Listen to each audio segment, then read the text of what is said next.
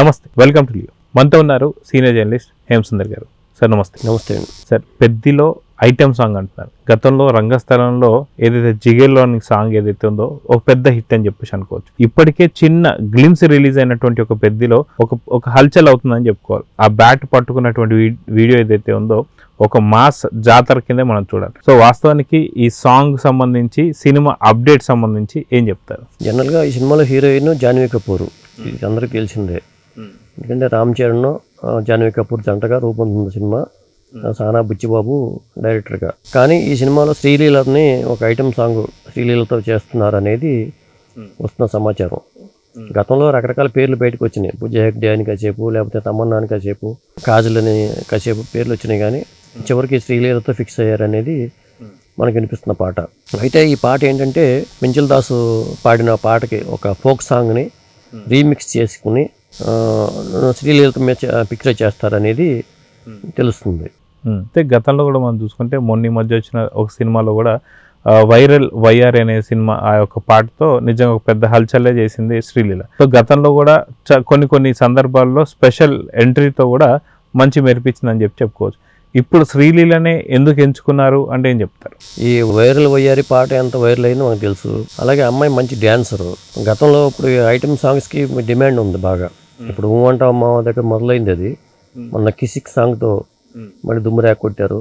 ఇక వైరల్ వయ్యారి మనకు తెలిసిందే.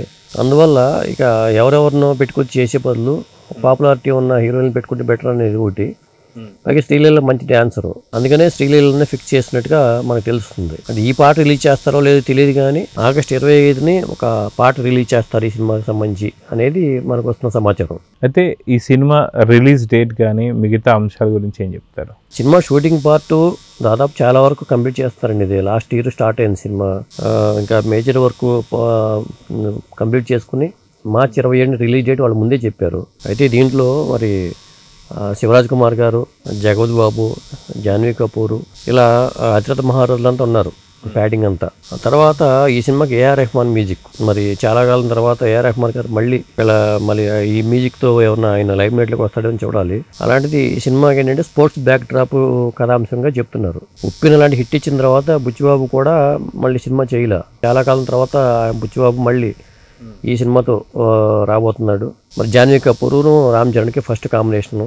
అట్లా ఈ సినిమాకి సంబంధించినంత వరకు ఇదండి. అయితే మనం చూసుకుంటే ఈ యొక్క కాంబినేషన్ ఎవరైతే రామ్ చరణ్ కావచ్చు, అదేవిధంగా జాహ్నవి కపూర్, వీరిద్దరి కాంబినేషన్ చూసుకుంటే మనకి గతంలో జగదేక వీరుడు అతిలోక సుందరి, చిరంజీవి గారి కొడుకు రామ్ చరణ్, అదేవిధంగా చూసుకుంటే శ్రీదేవి గారి కూతురు జాహ్నవి కపూర్.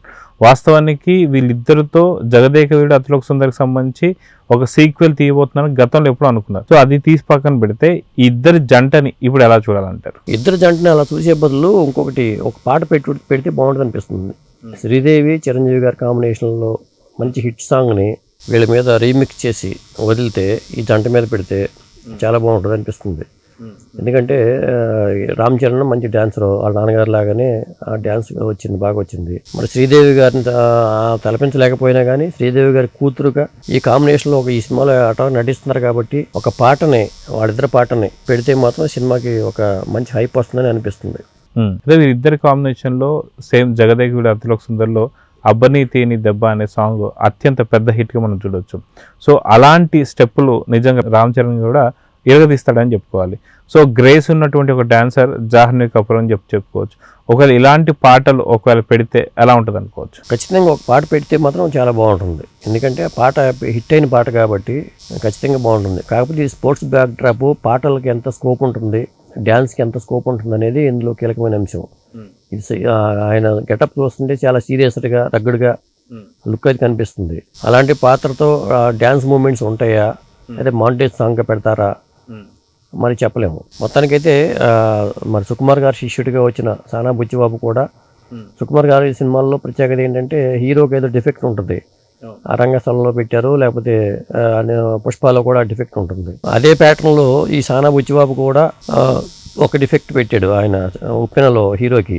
అలాగే దీంట్లో కూడా మరి అట్లాంటిది ఏమన్నా ఉంటుందా, అది ఒక సెంటిమెంట్గా ఫీల్ అవుతున్నారా వీళ్ళు సుకుమార్ గారి శిష్యులు అనేది చూడాలి. ఎందుకంటే ఆ లుక్ అవి చూస్తుంటే కొద్దిగా అలాగే అనిపిస్తుంది. సో ఓవరాల్గా మరో చిట్టిబాబుని చూడబోతున్నామా అని చెప్పి అనిపిస్తుంది. వాస్తవానికి ఏదో చిన్న గ్లిమ్స్ చూసామో దాంట్లో లుక్ కావచ్చు, అదంతా కూడా రగ్గడ్ గడ్డంతో కావచ్చు, ఒక మాస్ ఇమేజ్తో కనిపిస్తూ వస్తున్నారు. సో మరో చిట్టిబాబుని చూడబోతున్నాం అంటే ఏమంటారు? ఖచ్చితంగా పెద్ది అనే టైటిల్ అసలు స్టార్టింగ్లో పెట్టినప్పుడు అయితే కొద్దిగా హార్డ్గా ఉంది, ఇదేం టైటిల్తో అనుకున్నారు. కానీ ఇప్పుడు ఆ టైటిల్కి ఒక లుక్ అయితే కనిపిస్తుంది. ఎందుకంటే ఆ టైటిల్ ఆ 2 అక్షరాల పేరు, ఆ పెద్ది అనే పేరు అది కరెక్ట్ అనేమో అనిపిస్తుంది ఇప్పుడు చూస్తుంటే. మొత్తానికి ఆ పెద్ది పాత్రలో మరి రామ్ చరణ్ ఒక్కడే ఉంటాడా, లేకపోతే డ్యూయల్ రోల్ ఉంటుందా, శివరాజ్ కుమార్ పాత్ర ఏంటి, తండ్రి పాత్ర లేకపోతే ఏంటి, ఇలాంటి అంశాలన్నీ ఉంటాయి. జగత్ బాబు గారు మరి మెయిన్ విలన్ జగత్ బాబు, ఇవన్నీ ఉన్నాయి. ఏదేమైనా కానీ మనకి ఇది మార్చిలో రిలీజ్ కాబట్టి ఏదో మరి చిరంజీవి గారి పుట్టినరోజు 22వ తారీఖు చిరంజీవి గారి పుట్టినరోజు ఉంది కదా, ఆ పుట్టినరోజు ముందు ఎందుకు అనుకుంటున్నారో ఏంటో 25వ తారీఖు మాత్రం ఒక ఫస్ట్ సింగిల్ రిలీజ్ చేస్తారు ఈ సినిమాలోది అనే టాక్ అయితే ఉంది. సో మార్చి 27 అని చెప్పేసి అంటున్నారు రిలీజ్. సో ఎందుకు ఇంత లాంగ్ వెళ్తుందంటే యాక్చువల్గా దీనికి సంబంధించి విఎఫ్ఎక్స్ కావచ్చు లేదా ఎడిటింగ్కి సంబంధించి కావచ్చు అంత పెద్ద వర్క్స్ ఏమైనా ఉంటాయా? ఎందుకు ఇంత లాంగ్ తీసుకున్నారంటే ఏం చెప్తారు? అంటే నేను అనుకోవటం సంక్రాంతిలో చిరంజీవి గారి సినిమాలు ఉంటాయి కాబట్టి సంక్రాంతి కుదరదు, ఇక వాళ్ళు మార్చి పెట్టుకుని ఉంటారు. ఎందుకంటే సెలవులు అనంతరం రిలీజ్ చేస్తే బెటర్ అనే ఉద్దేశంతో మార్చి 27 అని వాళ్ళు ఫిక్స్ చేసినట్టున్నారు. అదైతే పోస్ట్ పోన్ అవుతుందని నేను అనుకోవట్లేదు. మొత్తానికి రామ్ చరణ్ కూడా ఒక మంచి హిట్ కావాలి కాబట్టి అది పెద్ద రూపంలో ఆ హిట్ రావచ్చు అనేది నా అంచనా. చూద్దాం సార్. మొత్తానికి పెద్ద సాంగ్ మాత్రం ఆగస్ట్ 25వ తారీఖు రిలీజ్ కాబోతుంది. అది కాక సినిమా మాత్రం మార్చ్ 27, 2026 అంటారు. సో చూద్దాం జరగబోతుంది. నమస్తే. నమస్తే అండి.